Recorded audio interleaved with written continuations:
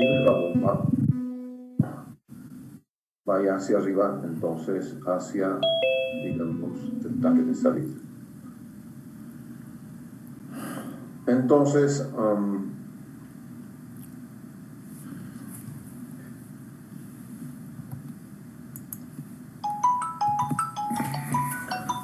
este que les he dibujado es un arreglo bastante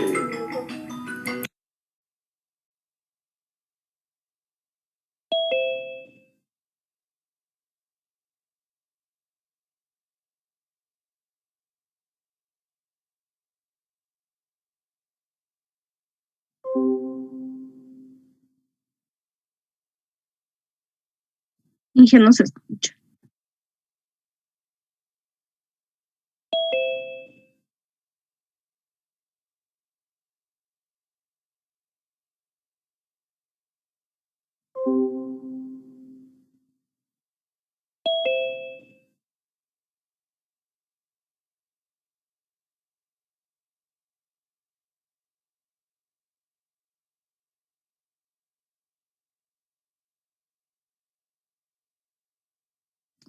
Perdón, Inge, nos ha dejado sin audio.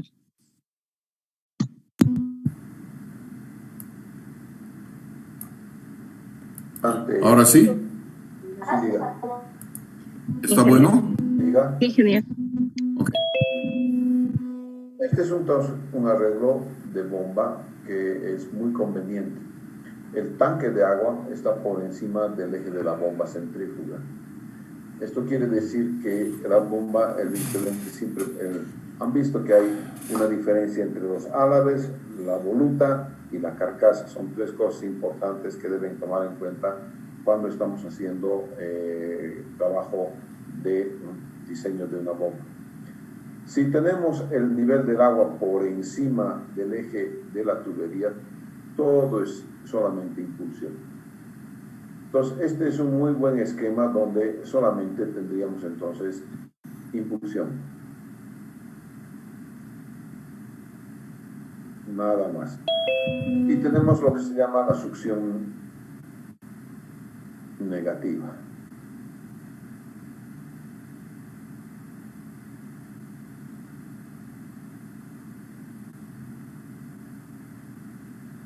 ¿Por qué la succión es negativa? Precisamente porque no la hay, no existe. Tenemos más bien, perdón, positiva, no más que negativa, es succión positiva. ¿De acuerdo? Ahora sí, no sé dónde está esto. Ok, entonces esta es succión positiva porque, claro, está ahí donde está el borrador. Y eso sí que no sé. Debe estar por aquí arriba, oculto por acá. No está tampoco. Esta es la primera vez que estoy utilizando. Al lado izquierdo de la regla. Ya, succión positiva. Entonces, otra vez.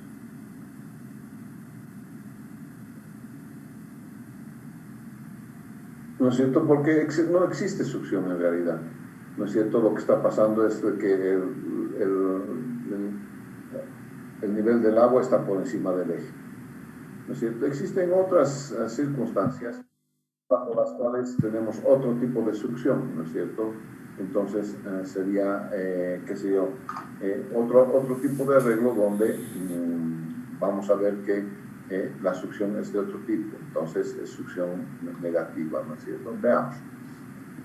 Si nosotros tenemos la misma configuración, entonces por aquí abajo vamos a dibujar la misma configuración, no sé cómo se pasa a la próxima página. Eso es. Y vamos a pasar a la...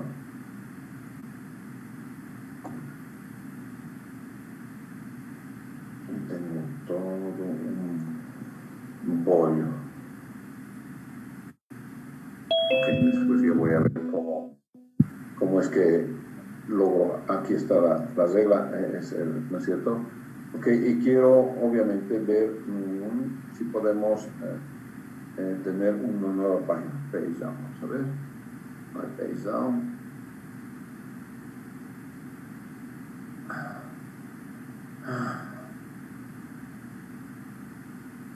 tampoco me permite esto. Ahí está. Entonces el otro tema podría ser entonces con el dibujo obviamente de otro tipo de esquema. Tenemos entonces, dibujamos este, vamos a dibujar este, seleccionar este, ok, y vamos a dibujar. Entonces dibujamos. Tenemos un esquema en el cual vamos a tener nosotros el bombeo aquí arriba y entonces tenemos una succión.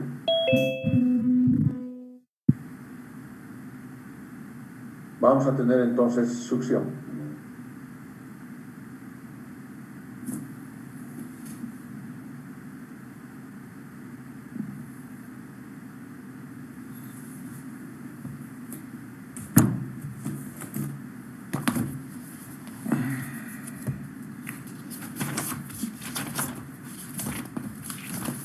Bien, como les decía, entonces este es un otro esquema donde tenemos una succión acá y a partir de aquí va a ir nuevamente hacia arriba, ¿no es cierto?, la salida. Entonces aquí tengo lo que se llama succión, una altura de succión. Cuando tengo altura de succión, lo primero que se me viene a la cabeza es cavitación.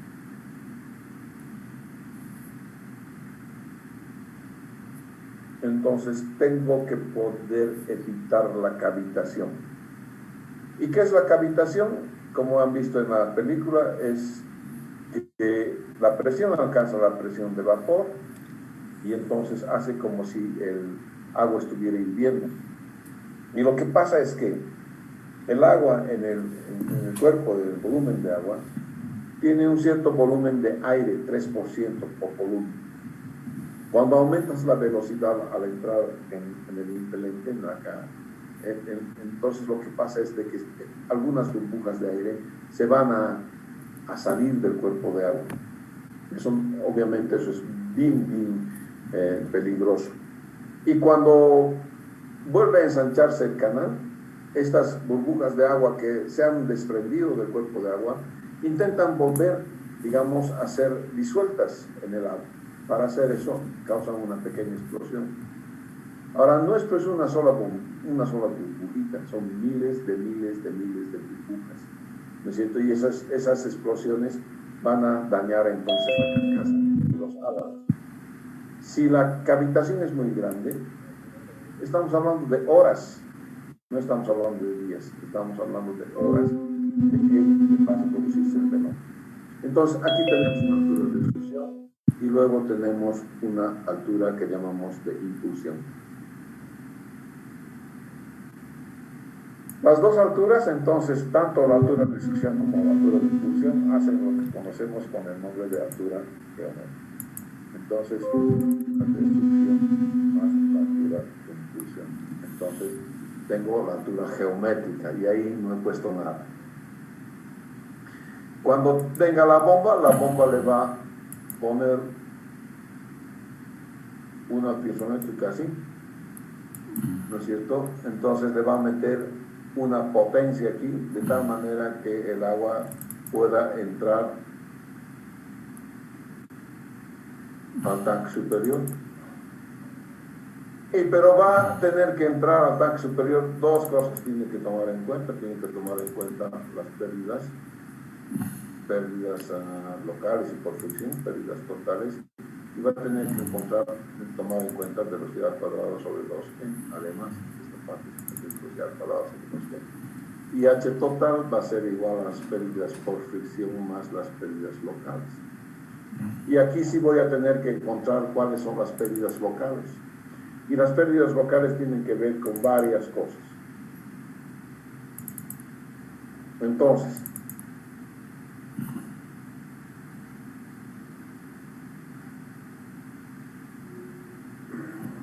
si nosotros tenemos una carcasa, este es la criba, ¿no es cierto? Vienes aquí, viene aquí un codo. Aquí lo primero que va a venir es un codo, y va a venir luego una reducción excéntrica hacia la carcasa.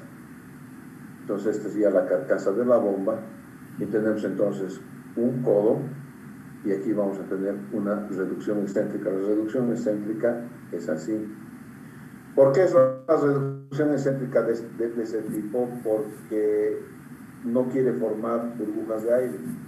Por eso es de este tipo y aquí tenemos entonces este tipo de reducción excéntrica, ¿de acuerdo? Aquí.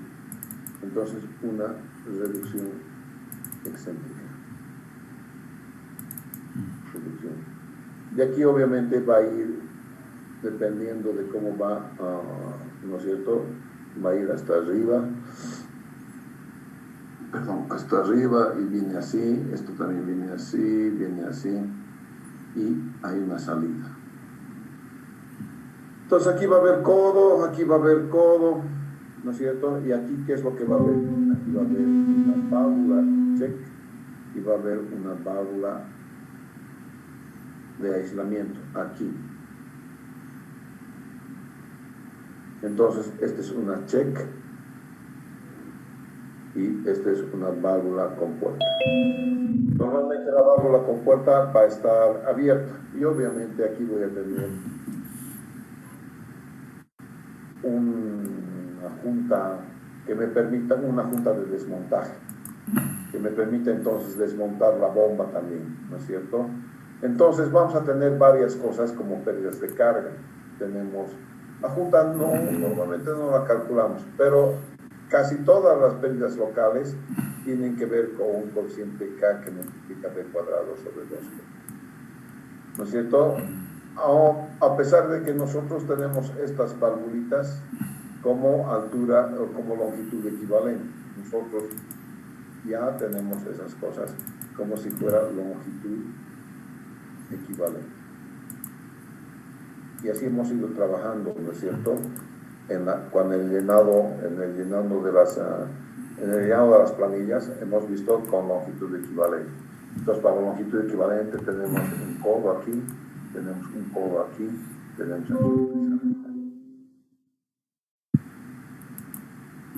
aquí tenemos criba.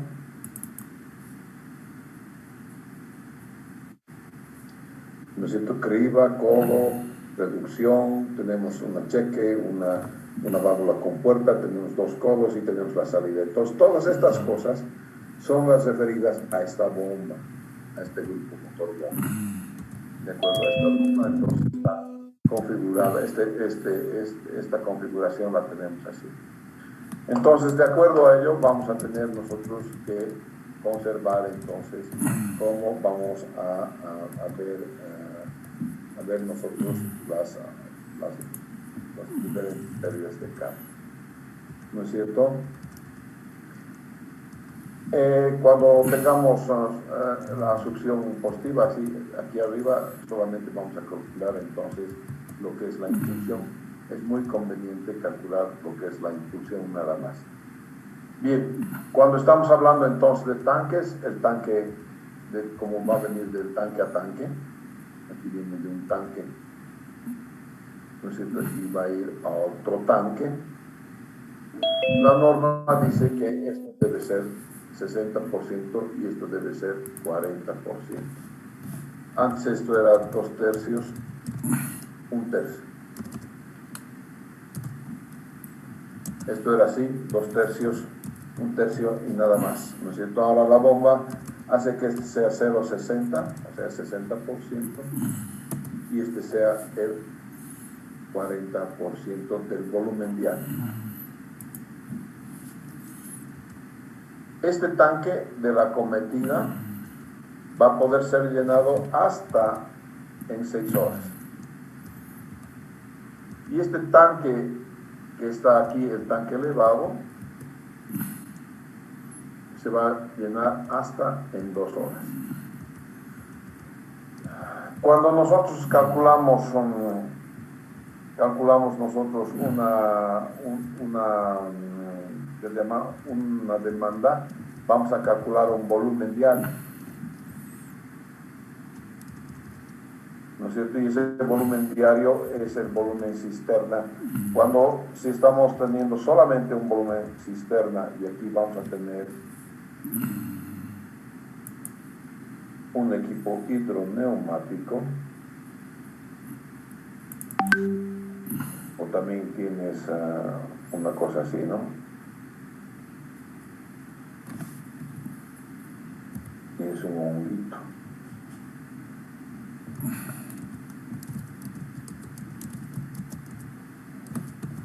¿No es cierto? Entonces no hay tanque elevado.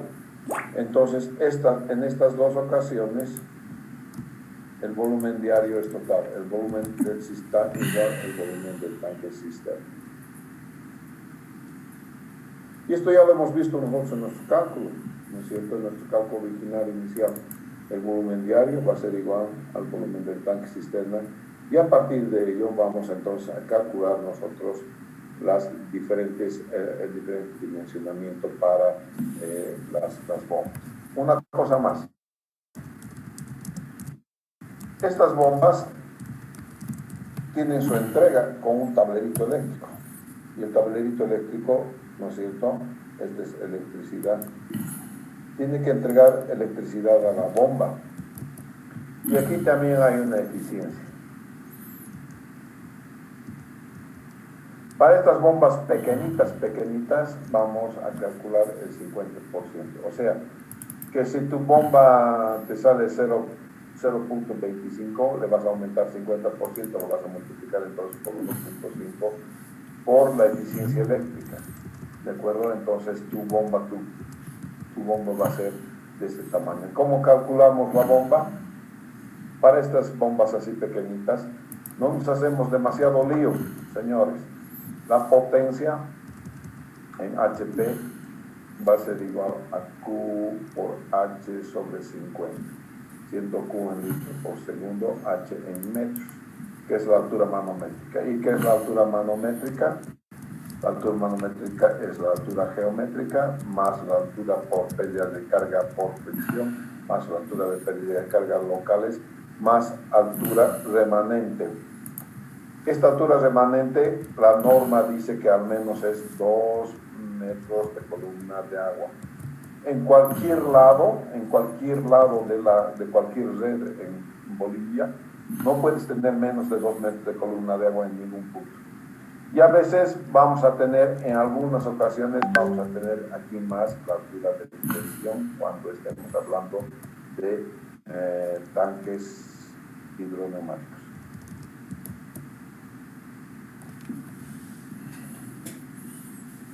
Cuando estemos hablando de tanques hidroneumáticos, entonces vamos a añadir, ¿no es cierto? Vamos a añadir aquí más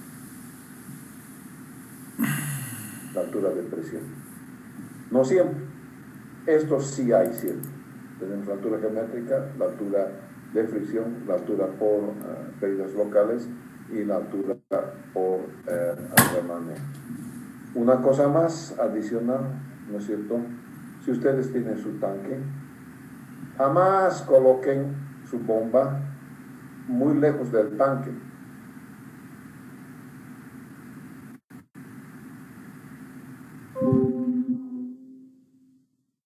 Esto no es bueno, porque aquí hay fricción. Y estas bombitas, si son chinitas, tienen 25% de eficiencia. Si es una bomba italiana, una bomba así, llega a 30 a 35% de eficiencia. Una bomba muy buena, quizás 40% de eficiencia. ¿No es cierto? Entonces, mientras más grande es la bomba, mucha mejor eficiencia va a tener. Para bombas chiquititas no vamos a hacer demasiado lío, porque obviamente para otras bombas voy a pedirles la altura caudal.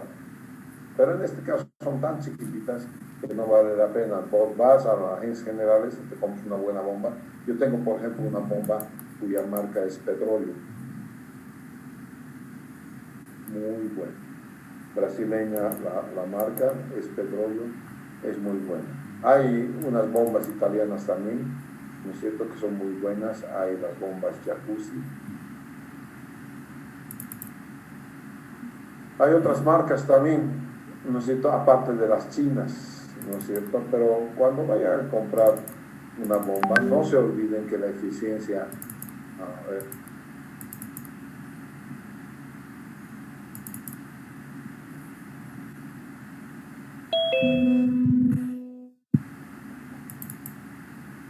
no se olviden entonces que la eficiencia de una bomba china de mala calidad, porque en China para Europa 25-28%. Esto quiere decir que 25% nomás de su potencia va a emplear para hacer el trabajo de agarrar y bombear agua. El resto es gasto de electricidad. Entonces, si ustedes creen que van a comprar una bomba china en $150, $180 y han ahorrado un montón de plata, eso es mentira. Porque a los 6 meses ya has pagado una bomba china. Los otros 6 meses que te ha durado tu bombita china es un año y tienes que cambiar de manera. En cambio, la bomba de petróleo que yo tengo aquí, casi 4 o 5 años está, y todavía no he cambiado los rodamientos. Ni siquiera tiene, es decir, tengo todavía para hacer mantenimiento y cambiar rodamientos, o sea que es muy buena mi bomba. Bueno, hasta aquí les quiero hablar entonces de bombas. Vamos a hacer, en la próxima clase del sábado vamos a hacer hidroneumáticos y con eso ya estaríamos listos para poder hacer nuestro primer examen parcial, ya que va a ser un pequeño examen vía electrónica también. Bien. A ver, en bombas hay mucho que hablar. Hay muchas cosas que hay de todo. En realidad hay estudios, hay muy detallados de hasta cómo se comporta una bomba, qué cosas debes tomar en cuenta cuando estás comprando una bomba. Pero en realidad, como ustedes han visto en el desarrollo de la pequeña presentación, en viviendas pequeñas no hay bombas grandes. En viviendas pequeñitas existen solamente las bombas pequeñitas también, ¿no es cierto? Y eso hace que nuestro universo de bombas no sea tan grande, ¿no es cierto? Sea más bien pequeño en relación a las bombas grandes, gigantescas, que, bueno, hay las bombas últimas que estoy poniendo son de aproximadamente 200 HP. 200 HP es una bomba gigantonona. Cuando tú vas al mercado a comprar bombas, normalmente el que te vende las bombas te dice, ¿cuánto va a bombear? ¿A qué altura? Y se acabó, nada más. Yo, hasta el mejor cazador se lava la liebre, ¿no? Calculé yo una bomba para mi casa, una bomba centrífuga, que daba el caudal y que daba la altura correcta de bombeo hasta las duchas, en fin, pasaba por el calefón, pasaba por el termotanque y tengo en las duchas, salía con una muy buena presión en las duchas. Instalé un sistema de aspersión. Cuando quise hacer funcionar el sistema de aspersión, ahí ya no me dio la bomba. Y es que algunas bombas son lo que llaman, entre comillas, de caudal, como la primera que yo he calculado. Y otras bombas son de altura. Y en realidad tengo exactamente la misma bomba de un HP en mi casa, pero solamente que tiene impulsores en serie. Y los impulsores en serie hacen que el agua salga por los aspersores. De otro modo, no saldría por los aspersores. Como que lo he comprobado, no es que no lo he comprobado, sino que he hecho esa prueba y, bueno, no ha salido el agua por los aspersores. Y esas son cosas que debes tomar en cuenta en el momento que estás haciendo un sistema de bombeo. A ver, vamos a ver si tengo un tema de bombeo. Vamos a ver si, por favor, un segundito. Ya. Vamos a ver algún videito acerca de los sistemas de bombeo. No, este no es.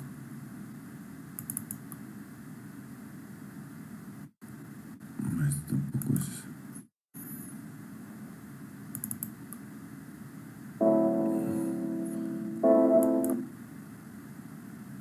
Voy a mostrarles un video de verdad muy bueno que he encontrado acerca de sistemas de bombeo. Es de las Sigi Pumps de Colombia. Ya voy a controlar en este momento que se pueda compartir.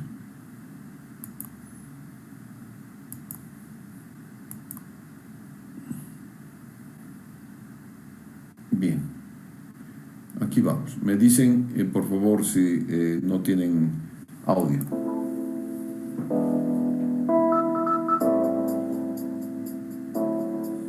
Instalación de bombas centrífugas. La presente guía es solo referencial y general. Asegúrese de leer y comprender el manual de operación completamente antes de realizar el montaje e instalación de su bomba Sigi Halber. Si tiene duda, por favor comuníquese con la fábrica a la siguiente dirección electrónica: service@sigi.com.co. Planificación de la instalación. Antes de instalar la bomba, asegúrese de contar con una fundación sólida, robusta, plana, nivelada, que garantice un funcionamiento del conjunto motor-bomba libre de vibraciones. Prevea suficiente espacio alrededor de la base para tener una adecuada ventilación del motor y para realizar cómodamente los trabajos de inspección y mantenimiento. De ser posible, se debería disponer de al menos 70 centímetros por cada lado de la fundación. Asimismo, se deben tener previstas las estructuras adecuadas para soportar las tuberías de succión y descarga, ya que éstas no se deben soportar en las vidas de la bomba para evitar fracturas del conjunto motor-bomba. Descripción de la tubería de succión con bomba en aspiración. Cuando la instalación esté diseñada para trabajar en aspiración, es decir, con el depósito del cual se toma el líquido por debajo del nivel de la bomba, la tubería de succión debe montarse con una ligera inclinación ascendente hacia la bomba para evitar la formación de bolsas de aire. Adicionalmente, se debe contar con una válvula de pie con un filtro cuya superficie de filtrado sea de al menos 3 veces la sección de la tubería. También se debe tener presente la instalación de una reducción excéntrica para prevenir la formación de bolsas de aire en la succión de la bomba. La velocidad de circulación del fluido en tuberías de aspiración no debe ser superior a 2 metros por segundo. Descripción de la tubería de succión con bomba en carga. Cuando la instalación esté diseñada para trabajar en carga, es decir, con el depósito del cual se toma líquido sobre el nivel de la bomba, la tubería de succión debe montarse con una ligera inclinación descendente hacia la bomba para evitar así la formación de bolsas de aire. Recuerde que los diámetros nominales de las tuberías deben ser, como mínimo, iguales a los diámetros nominales de las bridas de la bomba. Y la velocidad de circulación del fluido de este tipo de instalación no debe ser superior a 2.5 metros por segundo. Accesorios de línea de succión con bomba en carga. Válvula de cierre. Mientras la bomba esté en operación, deberá permanecer abierta al 100% y solo se cerrará para trabajos de mantenimiento. Filtro en Y. Cuando se tenga certeza de que el líquido a bombear tendrá sólidos abrasivos en suspensión, se deberá instalar un filtro en Y cuya superficie de filtrado sea al menos 3 veces la sección de la tubería donde está instalado. Tramo estabilizador.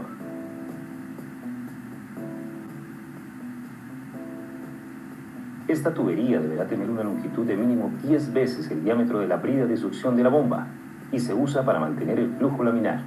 En algunos casos específicos debe ser de mayor longitud. Reducción excéntrica. Siempre que el diámetro de la tubería de aspiración sea mayor que el diámetro de aspiración de la bomba, se deberá contar con una reducción excéntrica para evitar la formación de bolsas de aire. Descripción de la tubería de impulsión. La tubería de impulsión se debe colocar vertical con una sección continua y contar al menos con los siguientes accesorios. Ampliación concéntrica. Para asegurar que las pérdidas por fricción en las descargas sean bajas, es recomendable que el diámetro de la tubería sea mayor que el diámetro nominal de la brida de la bomba. Para esto, se debe usar la ampliación concéntrica. Válvula cheque o retención. Se deberá instalar una válvula con cierre suave para evitar golpes de ariete. Válvula de regulación y cierre. Esta válvula debe instalarse para permitir el ajuste de la bomba al punto de operación indicado, y al inicio del bombeo deberá estar totalmente cerrada para abrirse gradualmente. Junta de expansión. Siempre que se bombeen líquidos a altas temperaturas, se tenga certeza de vibraciones o desalineamientos de tubería, se debe instalar este tipo de juntas que ayuden a absorber los movimientos por la dilatación térmica o vibración en la tubería, y así evitar cargas adicionales en las bridas de la bomba. Montaje del conjunto motor-bomba. Antes de realizar el montaje del conjunto motor-bomba, verifique la limpieza de las tuberías para evitar elementos extraños, tales como perlas de soldadura, que pudieran pasar a la bomba y causar daños en ella. Realice el montaje del conjunto motor-bomba asegurando las tuercas del anclaje a la fundación y realice las conexiones de las tuberías. Retire la protección del acople y verifique que puede girar a mano el eje de la bomba.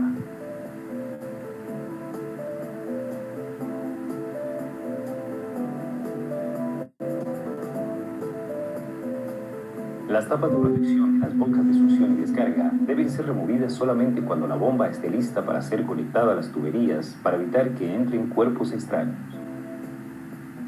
Una vez asegurada la base de la bomba a la fundación y las tuberías con las bridas, se debe realinear el conjunto motor-bomba para corregir las distorsiones de alineación que se hayan generado en el transporte del equipo y su fijación al sistema de tuberías.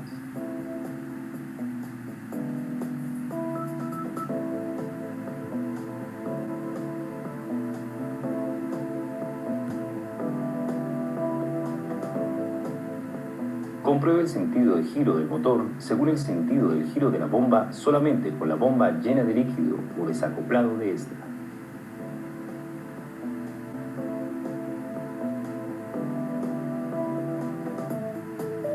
Atendiendo estas recomendaciones, garantizará una mejor operación de la bomba y una mayor confiabilidad en su proceso.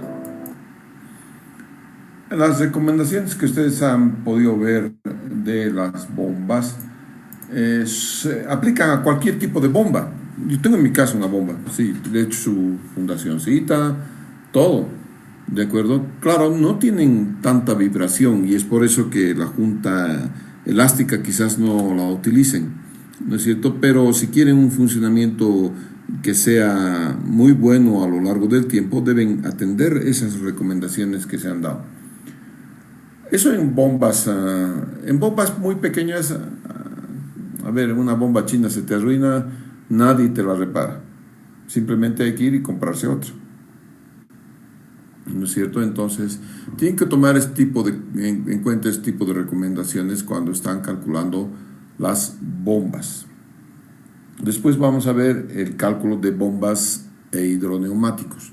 Como les dice, vamos a ver eso el día sábado, bombas e hidroneumáticos. Y con ello ya habríamos acabado la parte de agua potable. Sin embargo, falta todavía la parte de alcantarillado sanitario y alcantarillado pluvial antes de que podamos decir, bueno, estamos listos para hacer la entrega de el diseñito de una casita de 2 pisos. ¿Alguna pregunta?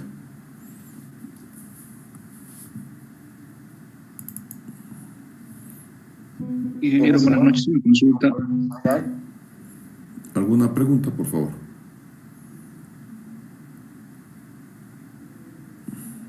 Medidores creo que aún no vimos, ingeniero, el cálculo, pero... Medidores. Medidores, medidores.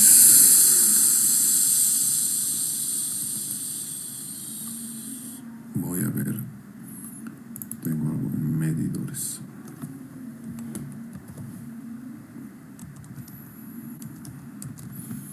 Los medidores también se llaman para nosotros flujómetros, ¿ya? Hay obviamente, en nuestro caso, existe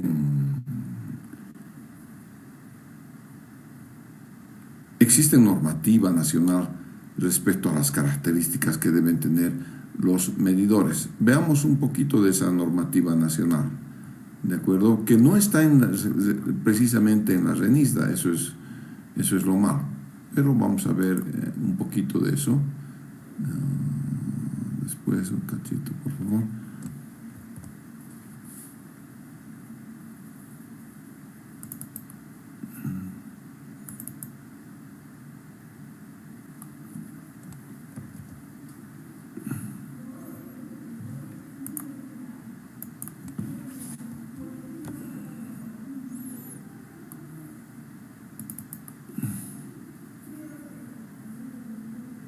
Ya. Ahora me preparo un segundito para ver medidores y enseguida vemos.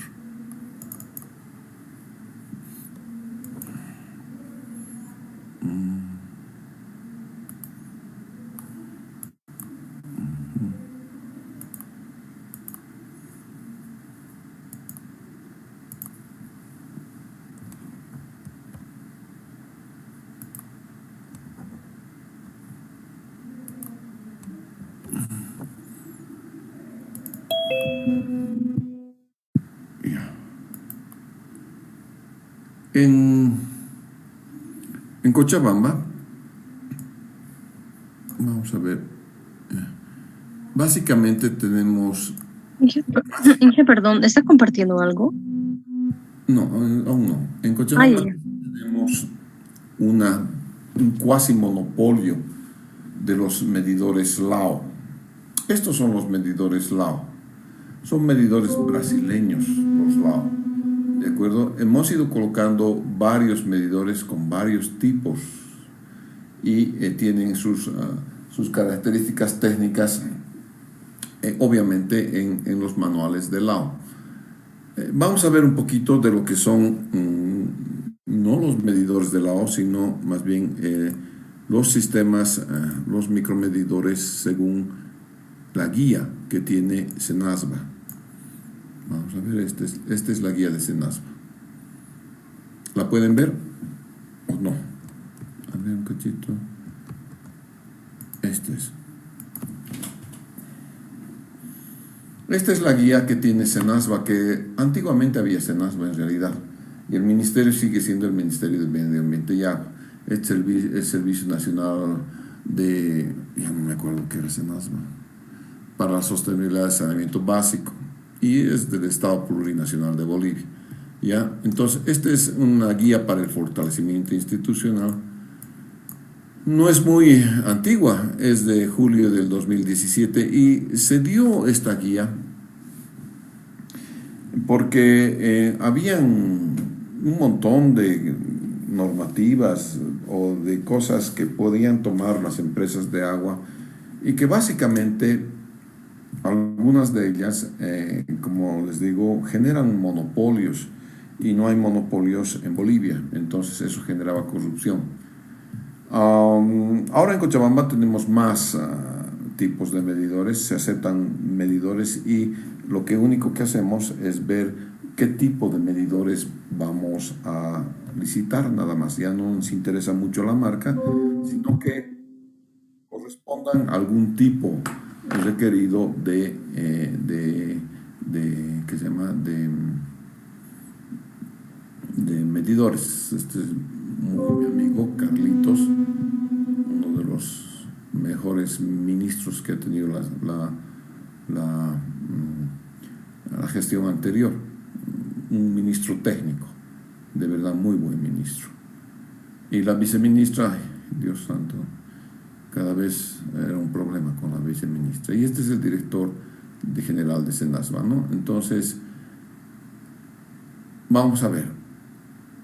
Los micromedidores tiene este proyectito, este capitulito que van a tener también como parte de su material. Tienen 4 capítulos.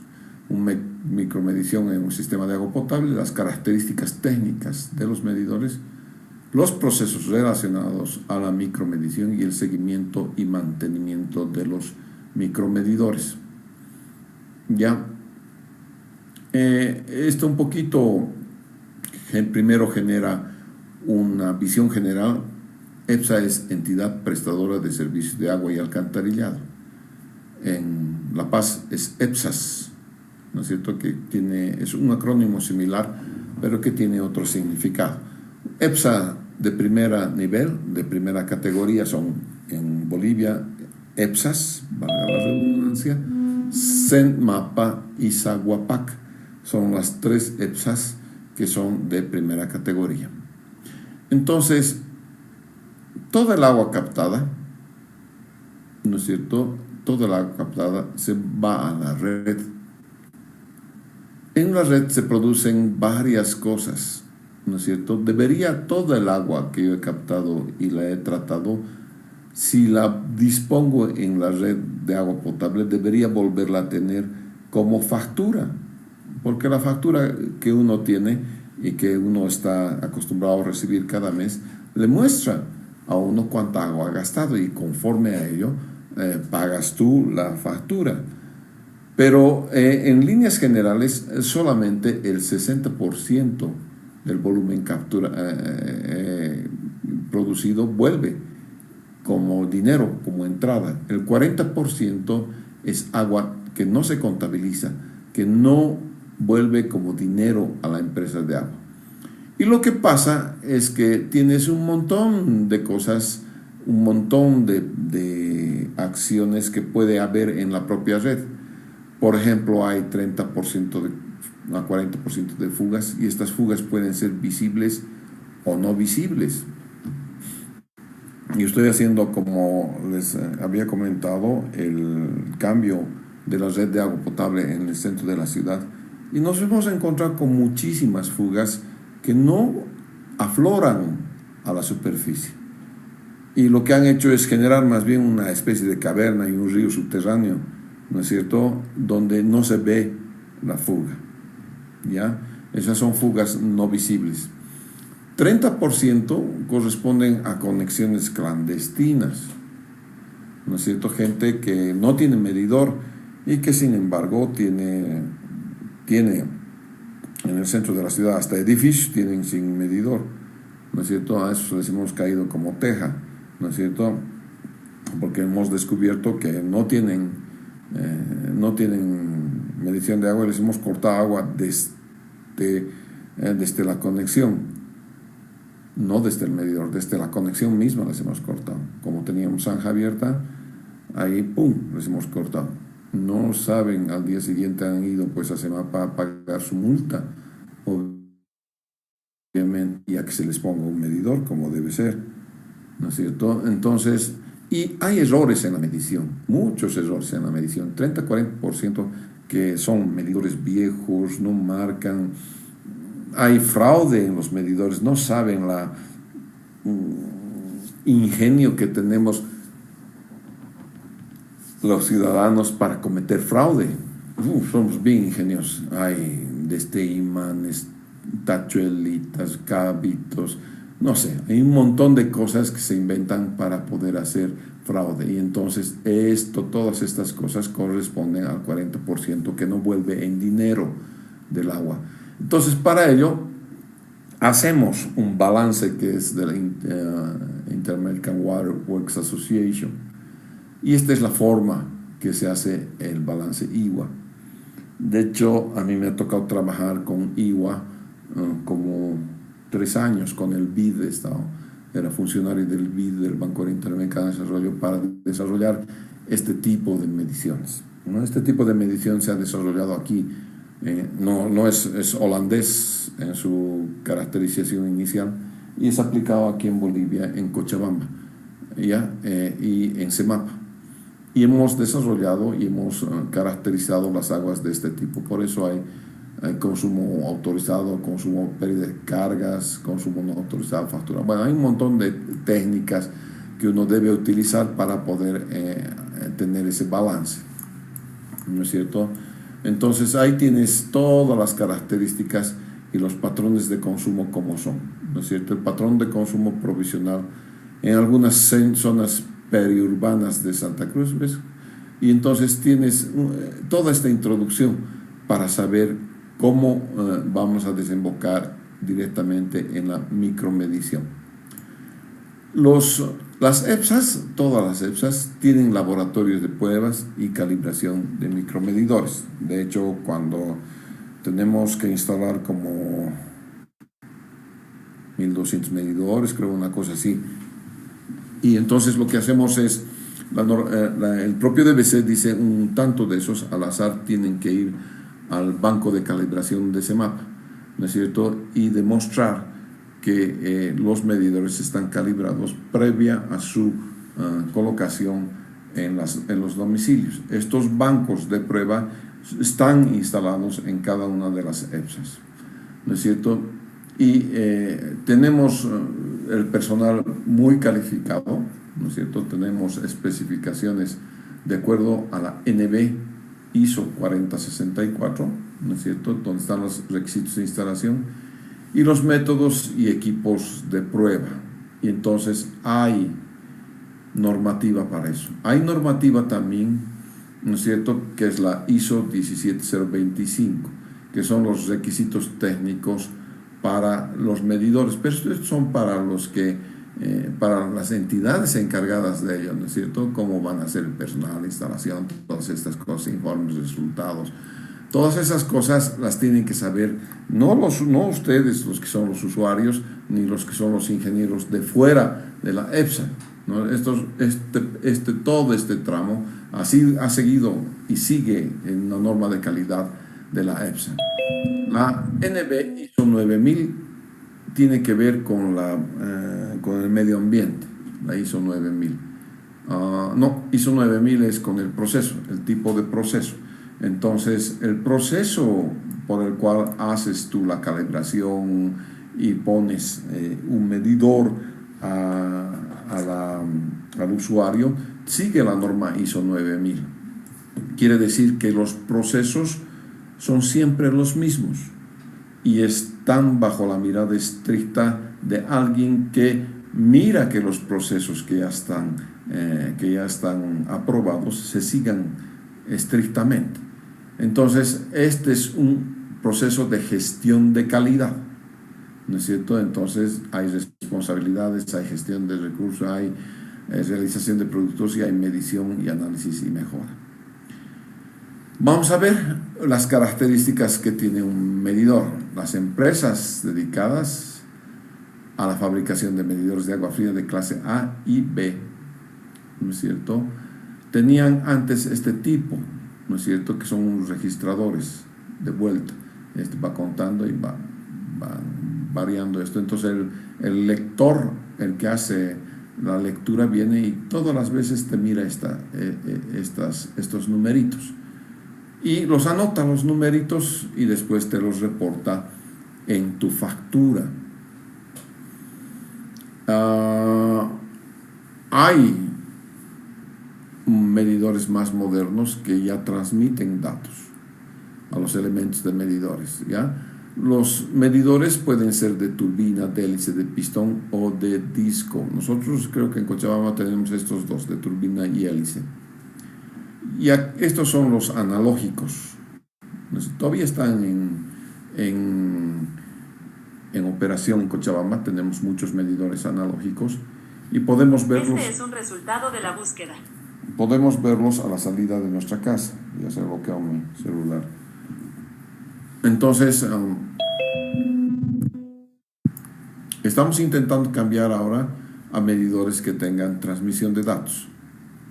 De tal manera que ya sea una transmisión en línea o ya sea que una van de CIMAPA pase por la calle y vaya recogiendo vía antena, vaya recogiendo las mediciones particulares de cada casa, del registro de cada casa. ¿Qué sucede? ¿Qué es el problema que hemos tenido? Uno de los problemas que hemos tenido y han visto ustedes en el cuadro de medición es la mala lectura. Y hay mala lectura por varias razones. Existen lecturadores que han conformado, digamos, empresas fuera de ese mapa. Y reportan a ese mapa los datos de los ciclos de lectura que tienen. A veces no llegan a tu casa. Y cuando no llegan a tu casa, ven el valor promedio y te van cobrando el valor promedio. Cada mes te cobran. Hasta que un día llegan a tu casa y realmente hacen la medición. Y entonces, un buen día de esos tienes una factura gigantesca, ¿no es cierto? Y no sabes qué ha pasado. ¿No es cierto? Revisas toda tu instalación, revisas para ver si hay fugas, qué ha pasado.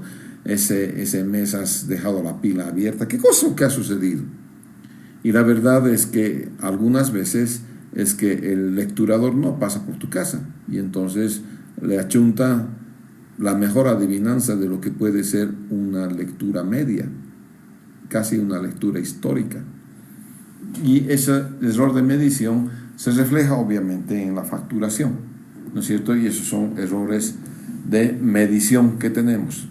Pero claro, el lecturador tiene que ir y abrir la tapa y leer esto. A veces los medidores tienen la tapa empañada, no se puede leer. Que te reemplacen el medidor pasan unos 6 meses. ¿Es cierto? Y en esos 6 meses, cuando te ponen un nuevo medidor, ahí tatito, te tienes que agarrar del poste porque te vas a caer respecto a la factura que te van a dar. Hay medidores que te olvidas y están ahí, ¿no es cierto? Hay medidores que todavía están al interior de tu casa. En realidad, por norma, hoy en día los medidores tienen que estar fuera, en la acera. Pero hay algunos todavía que son inaccesibles. Entonces, este es el registrador, ¿no es cierto? Este es el indicador de litros. Este es de la detección de fugas que va girando, ¿no es cierto? A ver, vas a ver tu medidor, está girando. Cuando en la noche, cuando nadie está utilizando agua, esto debe estar quietito. Entonces, esta noche sal de tu casa a las 11, 12 de la noche, cuando nadie esté en tu casa, y esto tiene que estar quieto. Y si no está quieto y está girando, tienes fuga, porque el medidor te está midiendo agua, una cantidad de agua que está entrando a tu casa. Entonces se nota clarito cuando está girando, ¿no? Entonces obviamente tienes que ver si tu medidor está bien o está mal. Si esto sigue girando, esto sigue contabilizando, y estás contabilizando agua que no la tienes. Hay lecturas como pues ya no hay más de este tipo de lecturas, ya ni siquiera conozco estos medidores, ¿no es cierto? 3250.538, fíjense, 3000 para los miles, 250.538. Qué difícil. En vez de tener estito, tienes relojitos. De estos medidores ya no tenemos, ya no hay de estos medidores, ya están obsoletos, pasados de moda. Los medidores más modernos están así, ¿no es cierto? Tienes lecturas combinadas, analógicas, digitales, lectura mixta tienes, ¿no es cierto? De cada uno de esos. Entonces puedes tener este tipo de medidores que tienes el analógico aquí y el digital acá. Y todos los medidores van a tener siempre una cosita que va girando, ¿no es cierto? Y que ese giro te va a mostrar si tu agua al interior de tu casa tu plomería está bien o tienes fugas. El medidor que nosotros tenemos es normalmente de chorro único, contador digital y contador analógico. Nosotros ya no utilizamos el analógico, simplemente contadores digitales. De acuerdo, en CEMAPA tenemos solamente contadores digitales. Este es un contador, ni siquiera conozco esta marca, CAT-ISL. Necesito miren, entonces, esta es la manera de lecturar. Necesito, a ver si ustedes lecturan aquí, hay que saber cómo es esta lectura, ¿no? Ninguna de las cosas está correcta, ¿no es cierto? Entonces, estos medidores que son analógicos requieren un cierto entrenamiento del personal que va a hacer la medición. Como te digo, ya no tenemos este tipo de medidores. Ya no tenemos. ¿Ya? Entonces, esa no hay. El cuerpo del medidor. El medidor tú lo especificas, normalmente son de bronce, y es posible hacer una regulación del dispositivo. Necesita un intervalo de 4% de caudal nominal para medidores de hasta 6 cubos y de 2% hasta medidores más grandes. Entonces, los medidores se caracterizan o los compras tú de acuerdo a cuánto piensas tú medir.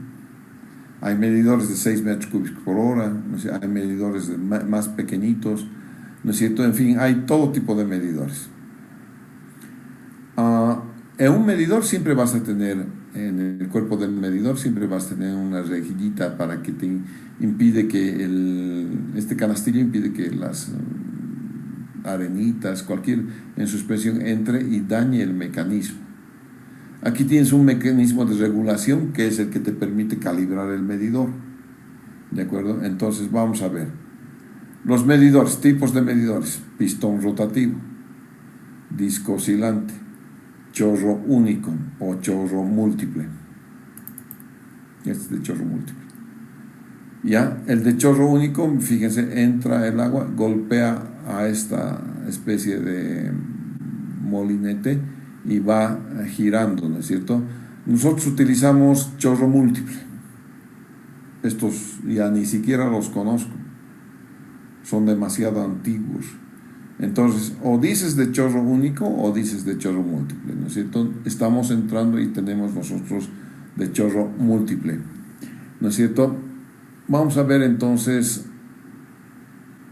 este es el tipo de medidor, obviamente este es para la calibración, se calibra, ¿no es cierto?, con un volumen patrón, y obviamente es una calibración volumétrica que se hace. Entonces hay una curva característica que se tiene en los medidores, ¿de acuerdo? Esta es la curva característica, donde tienes un caudal máximo de trabajo y un caudal medio de trabajo. Este es el caudal medio de trabajo, ¿no es cierto? Y esta es la curva que te van a vender con el medidor, y la curva de pérdida de carga, ¿no es cierto? La pérdida de carga está en megapascales, en rango superior de medición, cada medidor va a tener entonces estos rangos de medición. Entonces tú tienes la curva A y la curva metrológica B, pero esto tiene que ver con la metrología. IPNORCA hace esto, ¿ya? IPNORCA lo que hace es calcular y calibrar y darte estas curvas para cada uno de los medidores. Estas son las curvas de pérdida de presión, pérdida de carga en metros, dependiendo del caudal máximo, pueden ver, y entonces tú tienes la pérdida de carga en metros, ¿no es cierto? Los medidores son de clase A, B y C. Aún mantenemos estos medidores. Los últimos que tienen ahora, los que tengo para reemplazar en Cochabamba son clase C. Pero está protestando el gerente técnico de Semapa y dice que es suficiente clase B. Los clases C ya tienen alguna otra característica que no les ha resultado muy bien a los de Semapa y ellos prefieren clase B. Entonces estamos en esa discusión todavía de ver si podemos cambiar a clase B para que se mantenga la expertise que tiene Semapa en los medidores, ¿ya? Entonces, estas clases metrológicas son las que nosotros empleamos para los medidores de tipo clase A, clase B, clase C y clase D.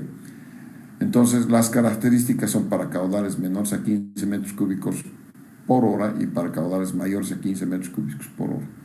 Y entonces, fíjense, estas son las características generales de la NB ISO 4064. Nosotros empleamos este NB, ya es la norma boliviana, quiere decir esto, ¿no es cierto?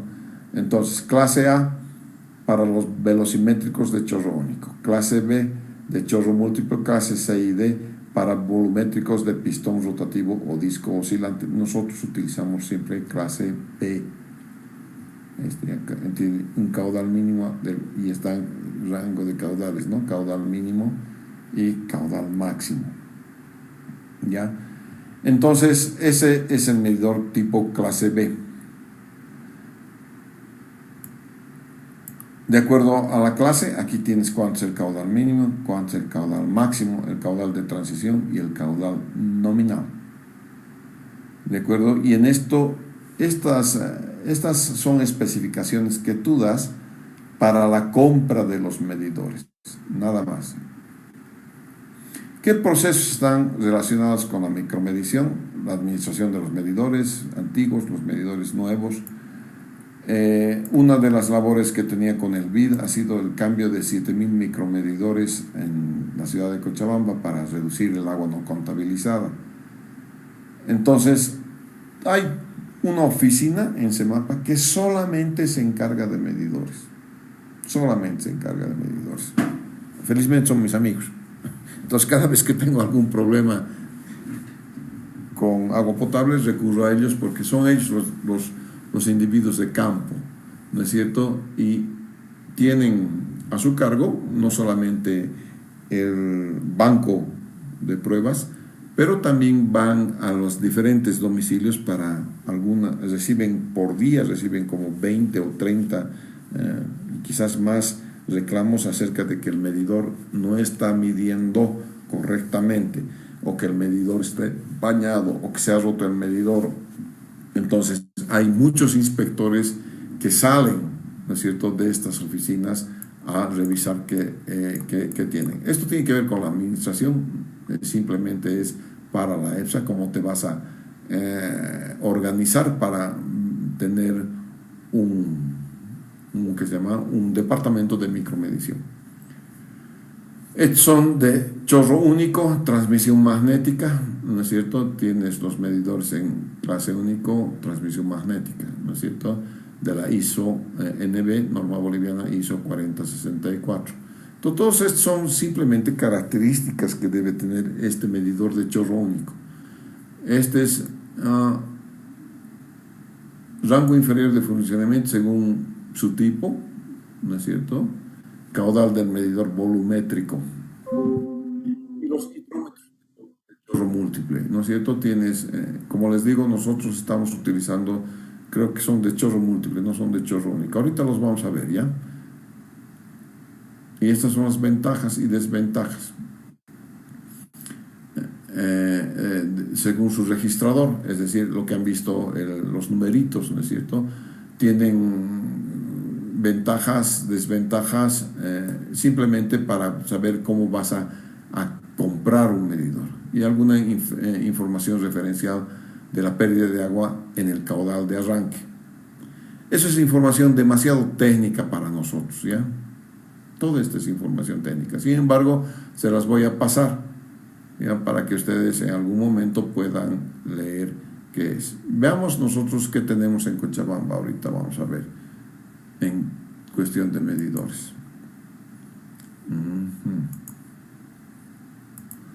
Vamos a ver el proyecto que estamos haciendo ahora.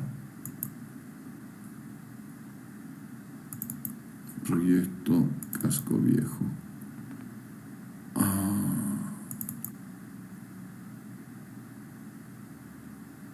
Vamos a ver las especificaciones, ¿ya?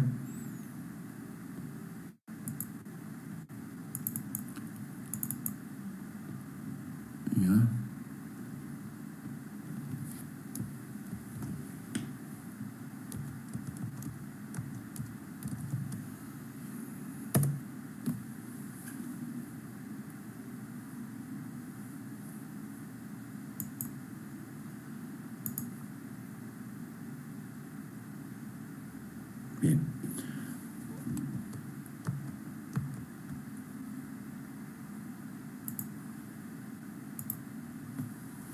Estos son los medidores que vamos a poner al centro de la ciudad.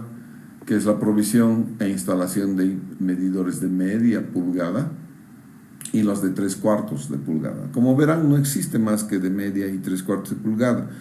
Y casi todos, la mayoría, son de media pulgada, ¿ya? Eso debido a que antes teníamos solamente medidores de 3/4 de pulgada en Cochabamba. El BID ha venido y ha dicho, no, un momentico, esto no puede ser así. ¿No es cierto? Estamos gastando demasiado dinero y estamos cometiendo imprecisiones en la medición de los caudales. Es por eso que hemos cambiado, ¿no es cierto?, a ahora tener medidores de media pulgada. ¿Qué materiales tienen? Miren en la clase metrológica. Tipo B. No hay duda que son tipo B. Entonces, te van a decir cuánto es caudal máximo, cuánto es el caudal nominal, cuánto es el caudal de transición y el caudal mínimo.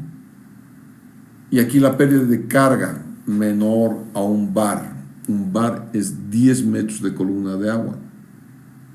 Obviamente tienes que tener si te da CEMAPA con 13 metros de columna de agua, que sí, con 1.3 bares, si tú te tiras un bar en el medidor, te fregaste.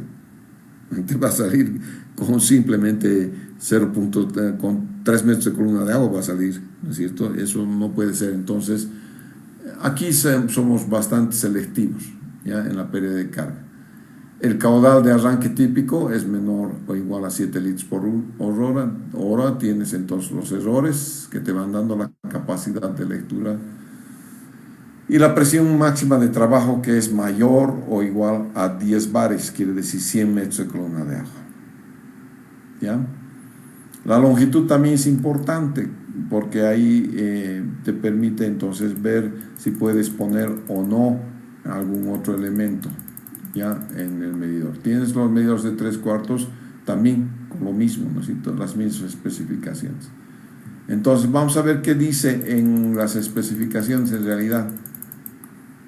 Carcasa, aleación metálica, bronce, como les decía, ¿no? El medidor deberá tener 2 tuercas, 2 niples, en fin, todo en la carcasa. El medidor debe ser entregado por el proveedor, calibrados, y como les decía, se procederá a la verificación de la calibración ensayando una muestra escogida al azar por cada 100 piezas.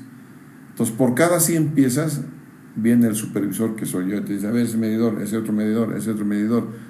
Entonces voy sacando de cada 100 piezas un medidor y lo llevo a CEMAPA para ver si está bien calibrado o no.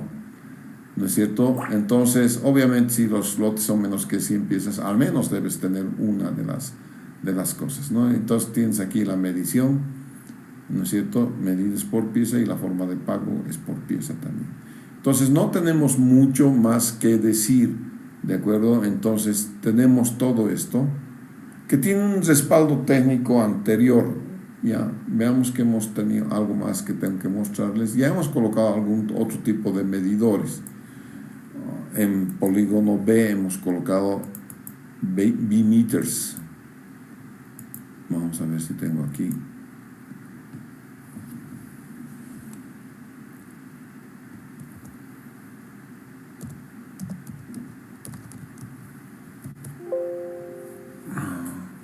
No sé si tengo aquí la muestra, pero hemos colocado medidores italianos, de origen italiano, que son los B-meters. No están por acá, entonces deben estar en un cachito ya. El proyecto, tengo un proyecto de ahí.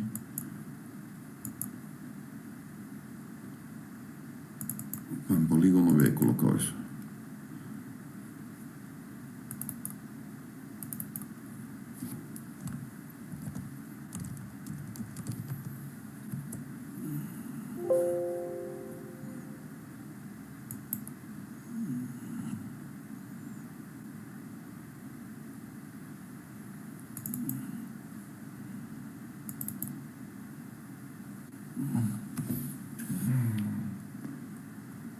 Estas son las cartas de entrega de la documentación relacionada a los medidores, nada más, pero tengo los medidores B-meters por acá ya.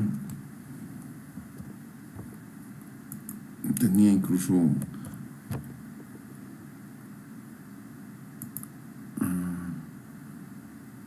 a ver un cachito ya.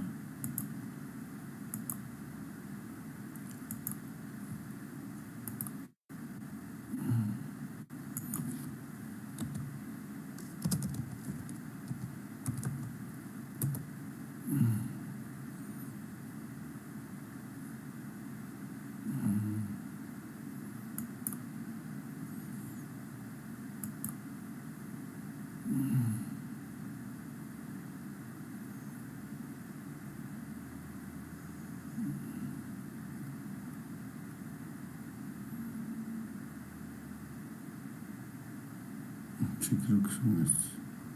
Bueno, no los encuentro, les voy a mostrar en realidad la próxima vez un medidor bimeter, creo que tengo una muestra todavía por ahí, ¿de acuerdo? Para que vean qué tipo de medidores hemos colocado, los bimeters en polígono B, que son medidores italianos de muy buena calidad, que son tipo B también, ¿ya? Esos están colocados en el proyecto de polígono B en la zona sur.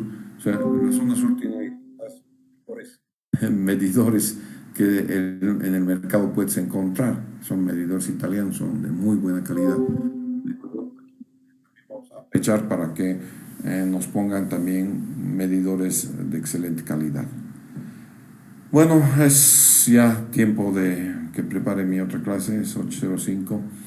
En la próxima clase voy a hablar de pérdidas de carga de medidores para que podamos calcular cuál es la pérdida de carga de los medidores de los LAO, los bimeters y los Schlumberger, que son los 3 tipos de medidores que tenemos en Bolivia prácticamente, ¿ya?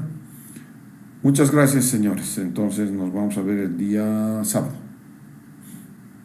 ¿Sí? Muchas gracias. Hasta luego. Sábado. Feliz día sábado.